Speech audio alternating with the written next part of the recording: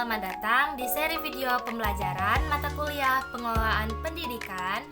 Perkenalkan, saya Desmi Intan Purnamasari dengan NPR A1G 025057 yang akan membawakan materi dalam 14 video ke depan. Di video pertama ini, kita akan membahas tentang filsafat pendidikan dan teori manajemen pendidikan sebagai pintu masuk untuk memahami bagaimana pemikiran dasar dan teori manajemen bisa diterapkan dalam dunia pendidikan. Apa sih filsafat pendidikan itu?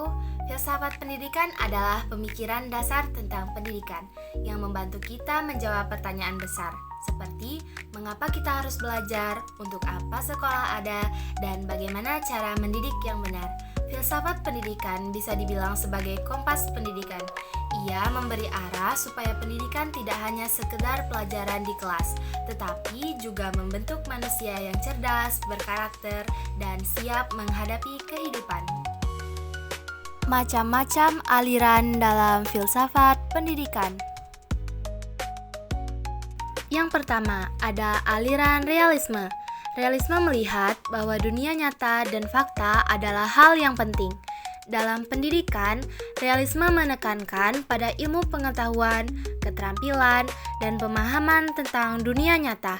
Contohnya, siswa belajar sains, matematika, atau geografi agar bisa memahami kenyataan di sekitarnya. Yang kedua, ada aliran idealisme. Aliran ini percaya bahwa pikiran, ide, dan nilai lebih penting daripada benda fisik. Dalam pendidikan, idealisme menekankan pembentukan karakter, moral, dan akhlak.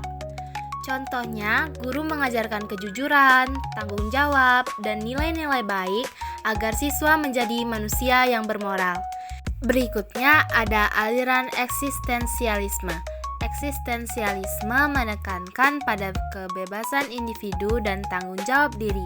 Dalam pendidikan, aliran ini menganggap setiap siswa itu unik dan harus diberi kebebasan untuk mengembangkan dirinya.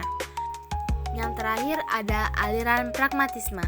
Pragmatisme percaya bahwa kebenaran harus berguna pada kehidupan ini dari dalam belajar nyata. Dalam pendidikan, aliran ini menekan pada pengalaman dan praktik langsung. Teori manajemen pendidikan. Teori manajemen pendidikan adalah cara mengatur, mengelola, dan menjalankan kegiatan pendidikan agar semua berjalan dengan baik, terarah, dan tercapai tujuannya. Sederhananya, teori manajemen pendidikan itu seperti mengatur sebuah tim besar. Di sekolah ada guru, siswa, kepala sekolah, staf, sarana, dan dana. Semua diatur supaya bisa bekerja sama dengan rapi, sehingga proses belajar jadi lancar dan tujuan pendidikan bisa tercapai dengan efektif. Teori-teori manajemen pendidikan. Teori pertama ada teori kontingensi. Teori ini menekankan bahwa manajemen harus menyesuaikan dengan situasi dan kondisi.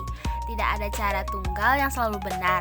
Dalam pendidikan, cara mengajar atau mengelola sekolah harus fleksibel sesuai dengan keadaan. Yang kedua ada teori sistem. Teori ini memandang pendidikan sebagai sebuah sistem yang punya input atau masukan, proses output atau keluaran, dan umpan balik sebagai feedback. Dalam sekolah, siswa adalah input. Prosesnya adalah kegiatan belajar mengajar, outputnya adalah lulusan. Lalu feedback dipakai untuk memperbaiki sistem. Yang ketiga, ada teori human relations atau hubungan manusiawi. Teori ini menekan bahwa hubungan antar manusia sangat penting. Motivasi, kerjasama, dan suasana yang nyaman akan membuat hasil lebih baik. Dalam pendidikan, guru dan siswa perlu punya hubungan yang baik. Ada komunikasi yang hangat dan perhatian pada kebutuhan emosional. Yang keempat, teori klasik, science management. Teori ini fokus pada efisiensi kerja dan pembagian tugas yang jelas. Dalam pendidikan, sekolah diatur dengan aturan yang ketat. Setiap guru dan staf punya tugas yang terstruktur.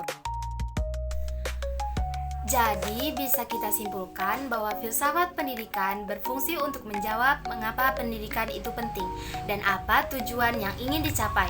Sedangkan manajemen pendidikan membantu menjawab bagaimana cara pendidikan tersebut dikelola agar berjalan efektif dan terarah.